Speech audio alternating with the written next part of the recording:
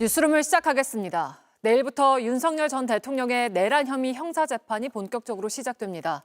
윤 전 대통령은 앞으로 일주일에 많게는 2번 재판을 받기 위해서 서울중앙지법 법정에 출석해야 합니다. 재판을 하루 앞두고 서울 서초동 집 근처에서 윤 전 대통령의 모습이 저희 취재진에 포착되기도 했습니다. 먼저 내일 형사 재판이 어떻게 진행되는지 조혜연 기자가 보도합니다. 12.3 내란 우두머리 혐의를 받는 윤석열 전 대통령이 내일 오전 10시 서울중앙지법 법정에 출석합니다. 지난 2월과 3월 두 차례의 공판 준비 절차를 거친 뒤 첫 정식 재판인데 구속 취소 뒤 법정에 나오는 건 처음입니다. 윤 전 대통령은 내일 오전 서초동 자택에서 나와 서울중앙지법 지하주차장 통로를 통해 비공개로 법정에 출석할 것으로 보입니다.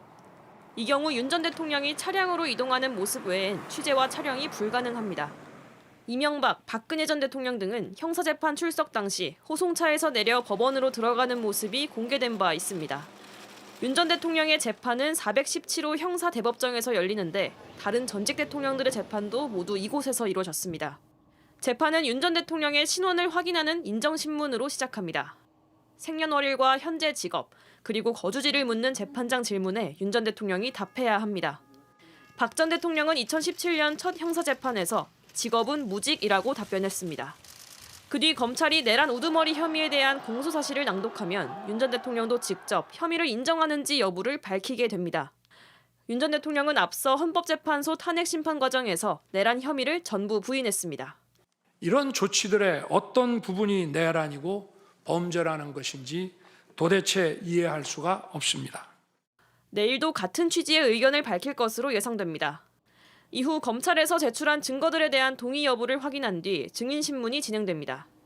첫 증인으로는 조성현 수방사 1경비단장과 김형기 특수전사령부 1특전 대대장이 나올 예정입니다. JTBC 조혜연입니다. 네, 그리고 오늘 윤 전 대통령과 김성훈 경호차장의 모습이 저희 취재진에 포착됐는데 이 내용은 양빈현 기자가 전해드립니다. 오늘 오후 2시 20분 윤석열 전 대통령 자택이 있는 서초동 아크로비스타 지하상가 윤 전 대통령이 모습을 드러냈습니다. 지난 11일 한남동 관저를 떠나 서초동 자택으로 돌아간 뒤 처음으로 윤 전 대통령의 외부 활동이 포착된 겁니다. 윤 전 대통령은 남색 패딩 점퍼에 운동화 차림의 편한 복장으로 나타났습니다. 머리도 손질된 모습이었습니다. 윤 전 대통령 주위론 5명의 남성들이 둘러쌌는데 경호팀으로 추정됩니다. 이 중 대통령 바로 뒤에서 통화를 하며 따라가는 한 남성, 바로 김성훈 경호차장입니다. 검정 가디건 차림으로 윤 전 대통령의 주변을 지킵니다. 잠시 뒤엔 한 노년 여성을 데리고 나왔다가 다시 윤 전 대통령이 있는 사무실로 들어가기도 합니다. 그런데 현재 경호처에선 김 차장의 사퇴를 요구하는 연판장이 돌고 있습니다. 연판장엔 전체 직원 약 700명 중 다수가 동참한 것으로 알려졌습니다. 그런데도 피의자 신분의 김성훈 차장이 사복 차림으로 여전히 윤 전 대통령을 밀착 수행하고 있는 겁니다. 윤 전 대통령은 파면 이후 전직 대통령으로서의 예우가 거의 박탈됐지만 경호 경비는 임기를 마친 전직 대통령과 똑같이 제공됩니다. 40여 명 수준의 전담 경호팀도 꾸려졌고 경호팀장엔 3급 경호부장이 지명된 걸로 알려졌습니다. 윤 전 대통령의 경호진은 취재진을 크게 막지는 않았습니다. 인근 상인은 대통령과 사진 찍어도 되냐 경호원에게 물어보니 마주쳤을 때 윤 전 대통령께 물어보면 아마 찍어줄 것이라고 했다고 전하기도 했습니다. JTBC 양빈현입니다. 네, 법조팀 조혜연 기자와 함께 조금 더 짚어보겠습니다. 자, 조혜연 기자, 내일 윤 전 대통령이 형사재판에 출석을 하는데 법정 안에서 언론사들이 촬영하는 걸 법원이 받아들이지 않았어요. 네, 법원 지하를 통한 비공개 출입에 이어서 법정 내부까지 촬영이 어렵다는 법원 판단이 나오면서 비판이 커지고 있습니다. 민주당은 어제 서면 브리핑을 통해서 이 국민적 관심이 집중된 중대 사안에서 지하주차장으로 비공개로 출석하는 건 명분도 정당성도 없다, 이렇게 명백한 특혜라고 강도 높게 비판했고요. 박지원 민주당 의원도 사저도 요란하게 갔으면 법정도 당당하게 가야 한다, 이렇게 글을 올리기도 했습니다. 네, 근데 형사 재판을 받았던 전직 대통령들은 모두 공개가 됐었죠? 네, 이명박 박근혜 전 대통령은 수영번호를 달고 호송차에서 내리는 모습들까지 모두 촬영이 가능했습니다. 또 지금까지 형사법정에 섰던 4명의 전직 대통령들 모두 피고인석에 앉은 모습이 공개가 됐었습니다. 네. 당시 재판부는 국민적 관심이 큰 상황이고 또 알 권리 보장이 중요하다는 점을 공개 이유로 들었는데요. 당시 상황 직접 보시겠습니다. 이 사건에 관해서 언론기관 등이 법정 촬영 신청을 했습니다. 이 사건의 중대성과 역사적 의미, 국민의 관심과 알 권리 등을 위해서 공판 시전에 한해서 최소한의 법정 촬영을 허가했음을 알려드립니다. 네, 재판 전체를 녹화하거나 생중계한 건 아니었지만 이 재판이 준비되는 앞부분 1분 30초가량은 촬영이 가능했던 겁니다. 네, 그러면 내일 재판뿐 아니라 앞으로 계속 이런 같은 조치가 유지가 되는 겁니까? 일단 법원은 탄핵 직후 첫 공판기일인 점을 감안해서 윤 전 대통령과 다른 관계자의 충돌이나 또 혼란을 최소화하기 위해서 이 지하주차장 출입을 허용한 걸로 보입니다. 이 때문에 앞으로도 계속 내일과 같은 조치를 유지할지 여부는 아직 확정되지는 않은 상황입니다. 이 법정 내부를 비공개하겠다는 결정도 촬영 신청이 계속된다면 재판부의 판단이 달라질 가능성도 일단 열려 있습니다. 네, 그리고 내일 재판에는 증인들도 나오는 거죠? 네, 그렇습니다. 앞 리포트에서 전해드렸듯이 윤 전 대통령 탄핵 심판의 핵심 증인이었던 조성현 수방사 1경비 단장이 형사재판 첫 증인으로도 나옵니다. 이 헌재 출석해서 했던 증언 다시 들어보시겠습니다. 그러니까 정확하게 워딩이 본청 안으로 들어가라, 국회의원을 끌어내라 이렇게 했단 말입니까? 그렇습니다. 내부로 들어가서 의원들을 끌어내라. 네, 국회 봉쇄, 국회 의결 방해 행위는 탄핵 심판은 물론 윤 대통령의 내란 혐의를 입증하는 데도 중요한 부분인데 조 단장이 헌재와 같이 똑같이 증언한다면 윤 전 대통령에겐 불리하게 작용하게 될 걸로 보입니다. 윤 전 대통령 측은 헌재에서와 마찬가지로 지난 공판준비기일에서도 의견서 등을 통해서 국회 봉쇄 계획도 지시도 없었다면서 혐의를 모두 부인했는데 앞으로 공판 과정에서도 이 같은 입장을 유지할 걸로 보입니다. 네, 잘 들었습니다. 법조팀의 조혜연 기자와 함께 짚어봤습니다. 윤석열 전 대통령이 파면된 지 열흘째지만 윤 전 대통령의 일부 지지자들은 미국의 트럼프 대통령처럼 윤 전 대통령이 5년 뒤 대선에 다시 도전할 거라고 주장하고 있습니다. 현행법상 불가능한 얘기입니다. 김태영 기자입니다.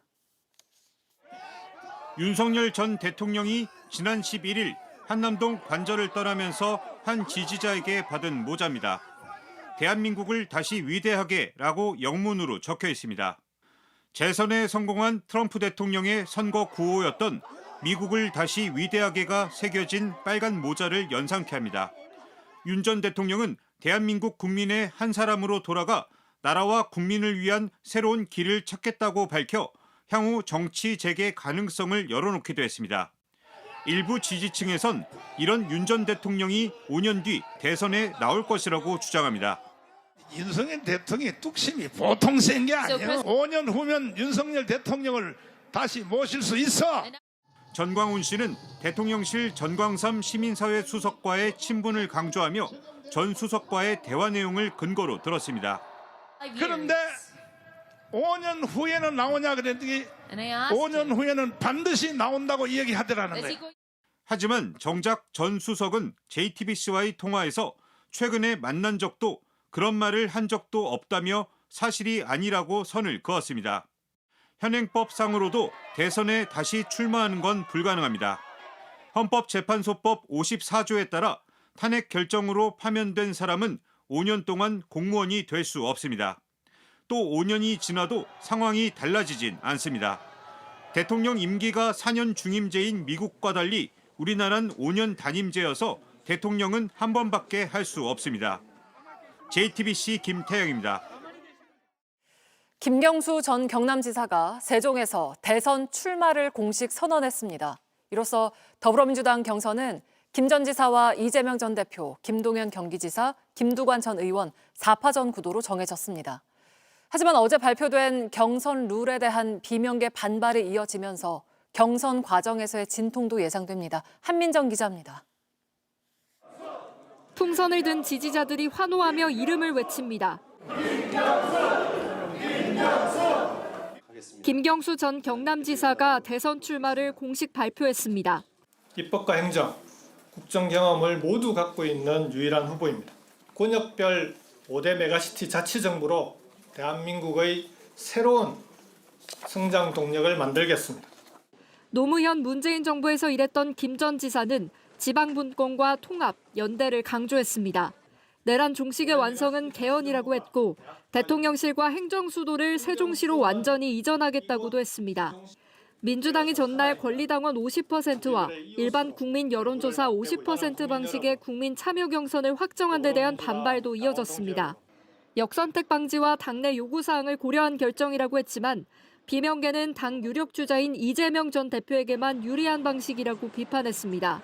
정말 아름다운 경선을 저희는 바라고 또 희망했습니다만 들러리 경선, 또 의미 없는 경선 로 가는 것 같아서 대단히 유감이다라는 표현을 다시 한번 드립니다.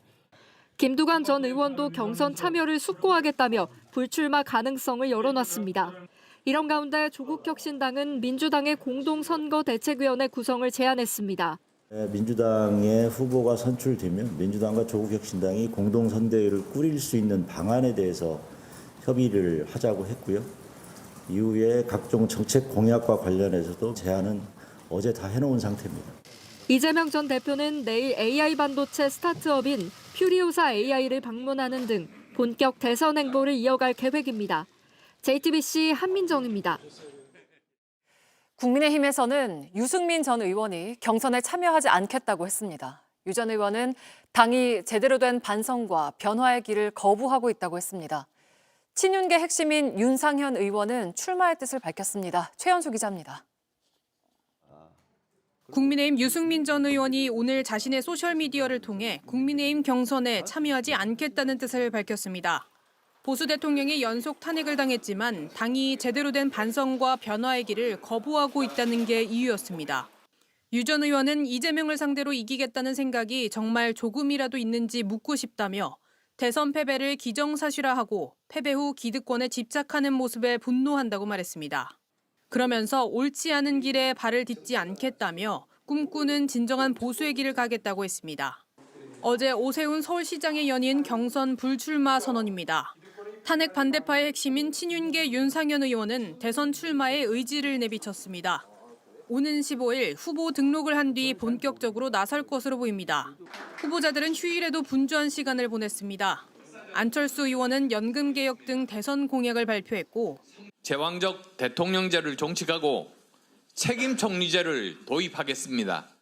나경원 의원은 이승만 전 대통령의 사저인 이화장을 찾았습니다. 지금 대한민국이 큰 위기입니다. 국민 모두를 함께하는 이런 뭉치는 정치, 통합의 정치가 필요할 거라고 생각을 하고요. 이런 가운데 한덕수 대망론에 불붙이기 위해 계획됐던 국민의힘 의원 50여 명의 대선 출마 촉구 기자회견은 무산됐습니다.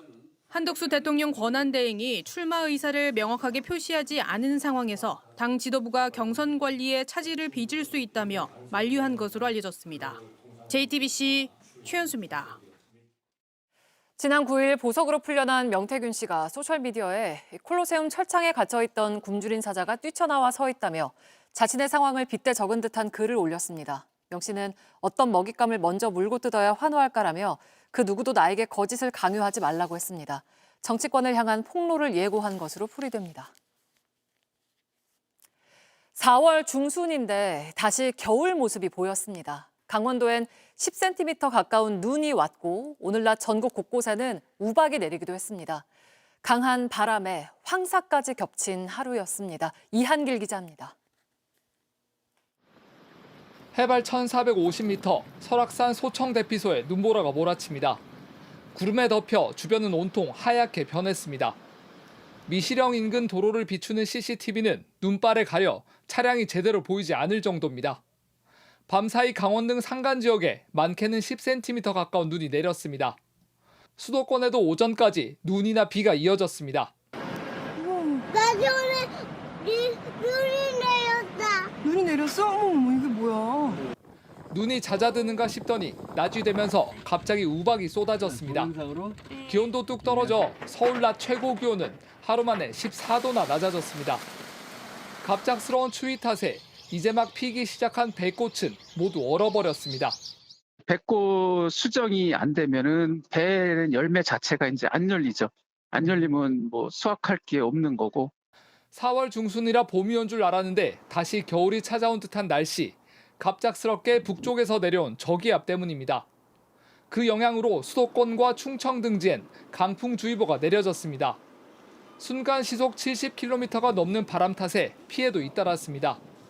경기도 광주 골프 연습장에선 바람에 그물이 쓰러지면서 손님들이 대피했습니다. 울산에선 공장 지붕이 날아가 전신주를 덮쳤고 부산의 한 건물은 외벽 마감재가 떨어져 나갔습니다. 설상가상으로 서풍을 타고 황사까지 우리나라를 덮치면서 서울 미세먼지 농도는 오전 한때 매우 나쁨 수준까지 치솟았습니다. 내일도 요란한 날씨가 이어질 걸로 보입니다. 서울은 최대 10mm, 수도권에는 최대 20mm의 비가 내리겠습니다. 아침 최저 기온은 서울 4도, 대전 5도, 광주 7도 등으로 쌀쌀하겠습니다. 수요일부터는 차차 평년 기온을 회복해 주말까지 따뜻한 날씨가 이어질 전망입니다. JTBC 이한길입니다. 광명 신안산선 지하터널 공사 현장이 무너진 지 사흘째입니다. 실종자 1명이 아직 남아있지만 비와 강풍 탓에 오늘 오후에야 구조 작업이 다시 시작됐습니다. 다만 추가 붕괴 우려가 있어서 지하터널 안쪽까지 수색하기는 어려운 상황입니다. 이자영 기자입니다. 소방대원들이 구조 물품을 옮깁니다. 통제선 안쪽으로 크레인 2대가 서 있습니다. 오늘 오후 신안산선 지하터널 공사 현장. 붕괴 사고로 인한 실종자 수색 작업이 다시 시작됐습니다. 어제부터 내린 비로 수색이 중단된 지 18시간 만입니다. 사고 13시간 만에 20대 작업자 1명이 구조됐지만 50대 남성은 여전히 실종 상태입니다. 실종자는 지하 35에서 40m 지점에 있는 것으로 추정됩니다.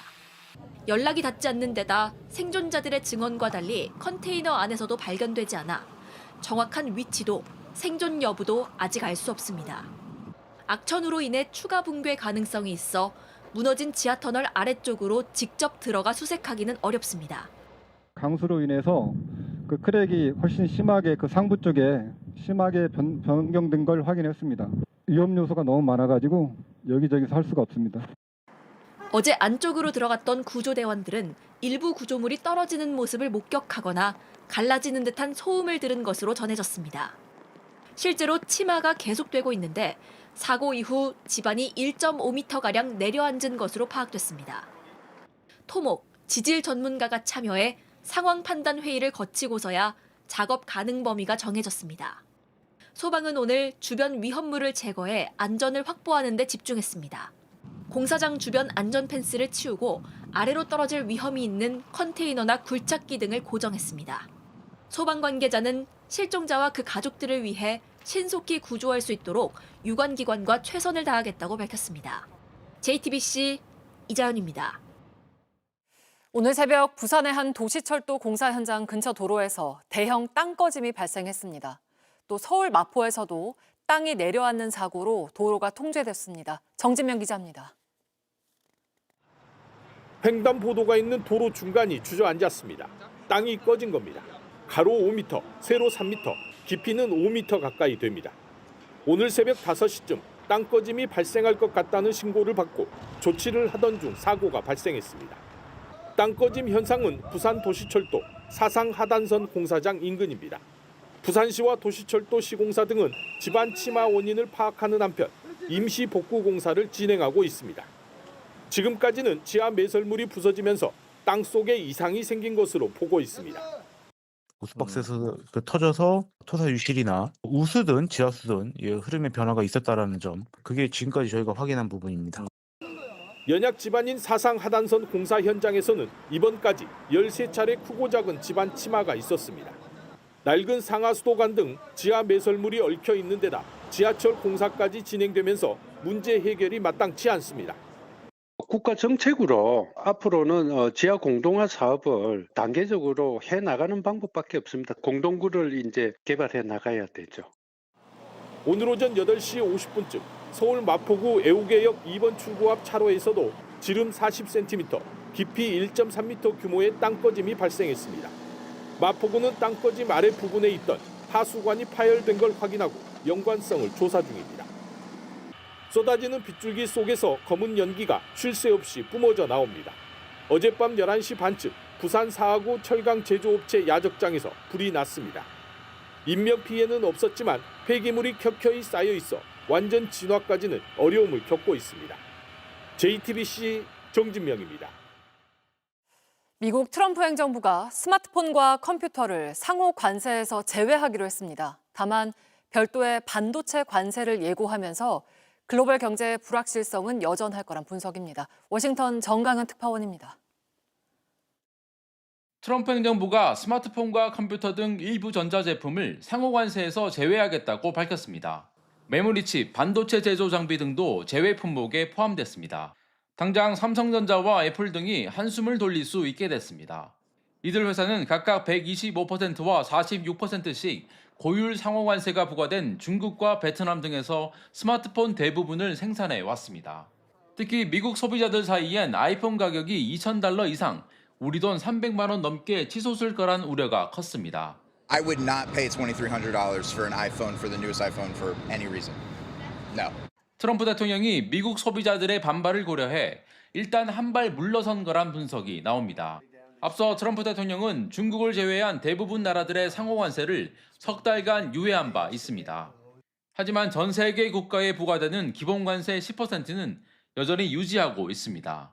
10% floor, Mr. President. Pretty close, yeah. I would say. Pretty close. There could be a couple of exceptions for, obvious reasons, but I would say 10% is a floor. 트럼프 대통령이 90일간 상호 관세를 유예하기로 했지만 글로벌 경제 전망은 여전히 불확실합니다. 실제 스마트폰 등 일부 전자제품을 상호 관세에서 제외하면서도 트럼프 대통령은 반도체 관세는 별도로 부과될 거라고 예고했습니다. Can you walk us through that decision? I'll give you that answer on Monday. We'll be very specific on Monday. 반도체에도 자동차와 마찬가지로 25% 이상의 고율 관세가 부과될 경우 국내 기업들의 수출 경쟁력엔 치명타가 불가피할 전망입니다. 워싱턴에서 JTBC 정강현입니다. 미국과 중국이 관세 조치로 부딪힐수록 우리나라는 고래 싸움에 새우등 터지는 꼴이 될 수 있다는 분석입니다. 중국의 대미 수출이 줄면 중국으로 중간재를 많이 수출하는 우리나라도 타격을 입을 수밖에 없는데 그럼에도 중국과 경쟁하는 우리 배터리 업계에는 오히려 기회가 열릴 수 있다는 전망도 나옵니다. 박준우 기자입니다. 지난해 우리나라의 총 수출액은 약 6,836억 달러입니다. 수출 대상국 1, 2위는 중국과 미국입니다. 수출액은 각각 약 1,330억 달러, 약 1,278억 달러인데 전체 수출액에서 두 국가가 차지하는 비중은 거의 40%에 달합니다. 올해는 미중 간 관세 전쟁 여파로 미국뿐만 아니라 중국 대상 수출액도 줄어들 가능성이 있습니다. 미국이 중국에 총 145%에 달하는 상호 관세를 부과하면서 중국의 대미 수출은 크게 감소할 것으로 예상됩니다. 2023년 기준 한국의 대중 수출에서 78.4%는 중간재입니다. 중국의 대미 수출이 떨어지면 완제품 생산에 필요한 한국의 중간재 수요도 덩달아 줄어들 수밖에 없는 구조입니다. 우리 기업의 대중 수출 및 풍선 효과로 인해 우리의 제3국 수출에 미치는 간접적인 영향 등을 감안하면 여전히 피해를 최소화하기 위한 신속한 대미 협의 등의 노력이 필요한 상황입니다. 다만 관세 전쟁의 틈바구니에서 기회를 노릴 수 있는 산업도 있습니다. 대표적인 게 배터리 산업입니다. 지난해 북미 에너지 저장 장치 ESS 배터리 수요는 78기가와트시에 달했습니다. 이 가운데 68기가와트시는 중국산 배터리로 중국의 북미 시장 점유율은 거의 90%에 이릅니다. 국내 배터리 업계 입장에선 미국의 ESS 시장에서 중국을 대체할 수 있는 절호의 시기인 겁니다. 국내 배터리 기업들은 이전부터 북미 시장에 선제적으로 진출을 많이 해와서 현지화율이 워낙 높다 보니 오히려 이런 관세 전쟁들이 기회가 될 수 있을 것 같습니다. 실제로 LG 에너지 솔루션, 삼성 SDI, SK온 등 배터리 3사는 미국 현지에서 ESS 생산을 늘리는 방안을 검토하고 있습니다. JTBC 박준호입니다. 네, 지금부터는 박시동 경제평론가와 함께 더 자세하게 한번 짚어보겠습니다. 어서 오세요. 네, 안녕하세요. 네, 보신 것처럼 트럼프 대통령이 중국을 뺀 나머지 나라에 대해서 90일 동안 상호 관세는 유예하고 10%의 이제 기본 관세만 유지하겠다라고 했는데요. 우리 입장에서 비록 지금 뭐 리더십 위기를 겪고 있는데 90일 안에 어떤 점에 좀 집중을 해서 미국하고 협상을 해야 할까요? 정부의 역할이 좀 굉장히 중요하다고 저는 보고 있어요. 캐나다와 멕시코가 사실은 트럼프 대통령 취임하자마자 네. 우방임에도 불구하고 관세 폭탄을 맞았거든요. 네. 근데 4월 5일 날 발표됐던 전 세계 약 60여국에 대해서 상호 관세가 부과될 때 그때 명단에서 빠졌어요. 네. 그 이유에 대해서 시장은 이렇게 분석하는데요. 당초 처음에 트럼프 대통령이 관세 폭탄을 내릴 때 캐나다와 멕시코의 대응을 자세히 보면요. 네. 트럼프 대통령은 관세라는 무기를 휘둘렀는데 네. 캐나다나 멕시코는 국경을 강화하겠다. 국경 수비대 뭐 10,000명을 보내겠다라든지 해서 관세 대 관세로 어떤 그 딜을 한 게 아니고요. 네. 국가 전략적으로 미국이 원하는 다른 것을 채워주면서 관세 파고를 넘어갔거든요. 이 점이 저는 굉장히 중요한 힌트가 될 거로 보고 있어요. 네. 예를 들어서 우리도 지금 최근에 현대차가 미국에 약 31조 원 투자를 발표한 적이 있습니다. 개별적으로 자동차 관세가 높아질 것 같아. 그래서 현대가 대규모 투자를 발표했다. 그러면 그 결과로 자동차 관세가 그럼 유예됐느냐? 안타깝게도 그 현대차가 대규모 투자를 발표한 그 다음 날 다시 사실은 자동차 관세 부과에 예외가 없다는 게 발표가 됐어요. 네. 앞에 캐나다, 멕시코 사례와 현대자동차 사례를 본다면 결국에는 개별 기업 또는 개별 산업 섹터 보고 혼자서 이 미국과 상대해서 관세 전쟁의 파고를 넘어가라라고 하는 것들은 전략적으로 보면은 크게 효과가 없을 것이다. 결국 정부 입장에서 어떤 경우에는 우리 산업을 보호해야 되는 섹터가 이거다라고 하면은요. 그런 거를 보호하는 대신에 미국이 원하는 다른 카드를 국가적으로는 전략적으로 배분할 수가 있거든요. 그게 사실은 아까 방금 앵커님이 말씀하신 것처럼 그동안 우리가 리더십 부재 때문에 조금 전략이 좀 뭐랄까 효율적으로 세워지기는 어려웠으나 네. 앞으로 90일간은요. 일단 관세 유예된 상황에서 시간은 좀 벌었지 않습니까? 이때는 사실은 이제 국가가 제대로 된 어떤 컨트롤 타워 역할을 조금씩 찾아가면서 어떤 부분에서는 우리 국가의 핵심적으로 지켜야 되는 산업 또는 이 부분에 대해서는 미국의 어떤 니즈를 좀 채워주는 산업 이렇게 해서 국가 전략을 다시 한번 재조정하면서 총체적 국익은 훨씬 더 보호가 되는 이런 전략을 세워서 이 부분에 대한 파고 트럼프 관세 전쟁의 파고를 넘어가야 된다. 지혜를 좀 모아야 된다. 이런 생각이 좀 듭니다. 이 부분하고 조금 연결되는 것 같기도 한데 트럼프 대통령이 이제 원스톱 쇼핑이라고 표현을 했어요. 관세하고 뭐 방위비 분담금 이런 거 다 따로따로 논의하지 말고 한 대 묶어서 하자 이런 식으로 이야기를 했는데 이런 속내를 좀 어떻게 볼 수가 있을까요? 트럼프 대통령의 전형적인 무역 협상의 정책입니다. 네. 전략이죠. 트럼프 대통령의 로직은 간단합니다. 관세라는 무기를 내가 흔들 거야. 그럼 상대는 이게 협박이 통해야 되기 때문에 공포심을 느끼고 미국의 정책에 무릎을 꿇고 미국이 원하는 바를 준다. 이 간단한 로직이거든요. 네. 그런데 잘 생각해 보시면요.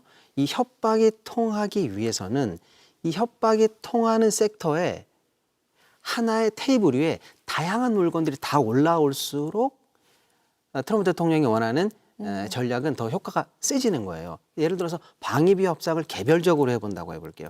이미 한미 간에는 방위비 협상이 체결됐다. 네. 그리고 이것은 5년에 한 번씩 하는 거 아니냐라고 하면은 미국이 아무리 세게 요구를 해도 어느 정도 우리가 버틸 수가 있습니다. 그런데 트럼프 대통령 입장에서는 관세라는 폭탄을 하나 올려놓고 이거를 해결하기 위해서 너희들이 우리 미국의 국익을 위해서 줄 수 있는 다양한 카드를 한 테이블에서 논의해보자라고 하면은요. 오히려 개별적인 그 방임이라든지 조선이라든지 LNG라든지 개별적인 품목을 협상할 때보다 관세라는 하나의 무기를 가지고 나머지 섹터에 전부 다 이 공포감을 줄 수 있기 때문에 전형적으로 트럼프 대통령이 원하는 그런 전략입니다. 이른바 원스톱 쇼핑 전략이죠.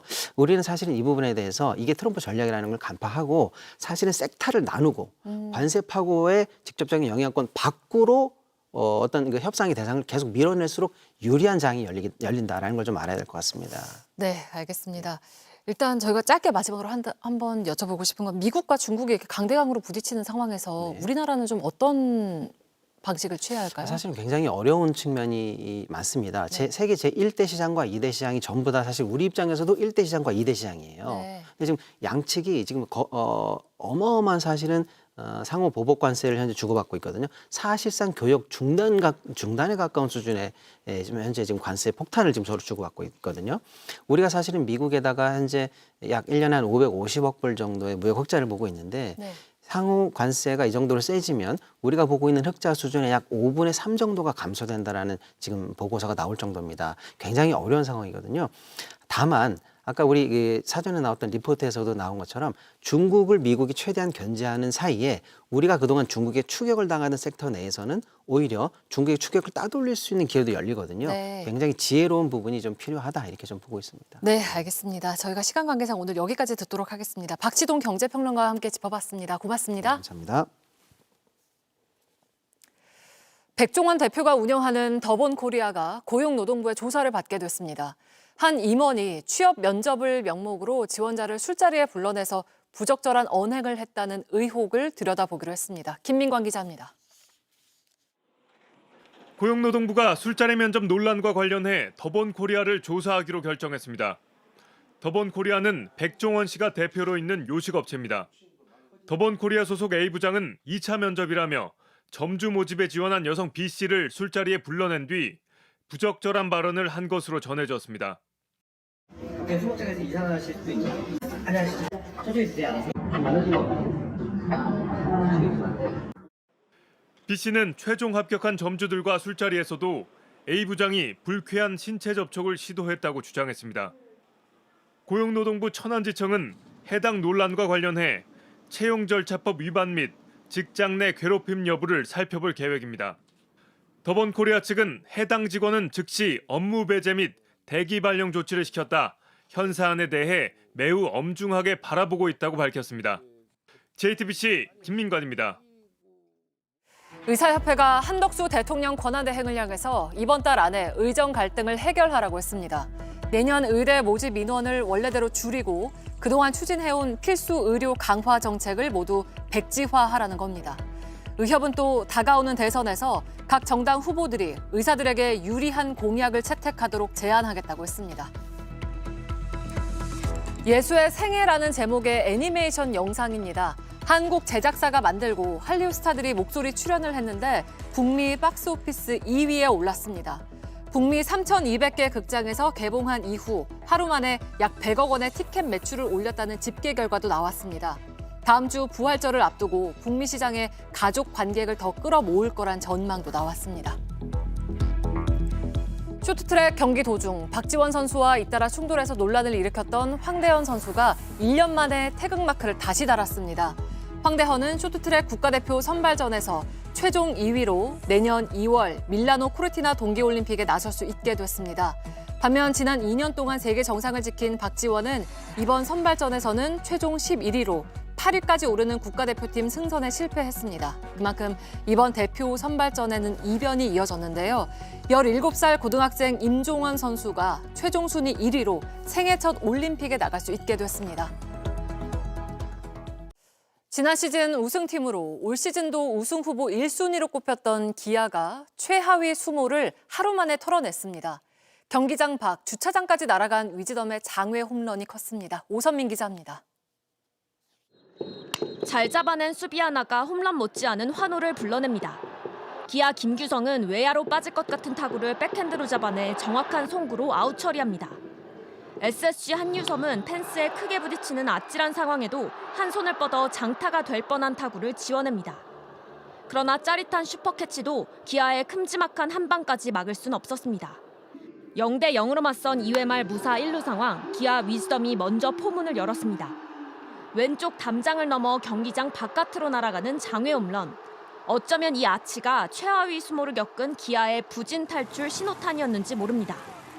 2대 2로 팽팽했던 5회 말 투아웃 3루 상황, 이번엔 2군에서 올라온 지 하루 만에 오선우가 투런 홈런을 쏘아 올렸습니다. 경기가 잘 안 풀릴 때, 성적이 안 좋을 때 홈런이 전하는 메시지는 그만큼 강렬했습니다. 기아는 6회 말엔 완전히 다른 팀이 됐습니다. 원아웃 만루 상황, 김규성의 적시타로 한 명을 불러들인 데 이어 SSG 투수 송영진의 폭투로 한 점을 더 얻으며 달아났습니다. 이어 박찬호의 2타점 적시타로 승리의 쐐기를 박았습니다. 7회 말 위즈덤의 추가 홈런까지 기아는 SSG를 11대 5로 눌러 2연패에서 벗어났습니다. 한화 선발 투수 문동주는 오늘 시속 160km에 가까운 공은 아꼈습니다. 쌀쌀한 날씨 때문인지 최고 시속은 153km. 그러나 12타자를 연속으로 범타 처리한 게 눈에 띄었습니다. 6회까지 6개의 삼진을 잡으며 1실점으로 틀어막았고 한화는 17안타를 몰아치며 문동주의 어깨를 가볍게 해줬습니다. 한화의 1대7로 패한 키움은 최하위로 내려앉았습니다. JTBC 오선민입니다. 뉴스룸 마치겠습니다. 고맙습니다.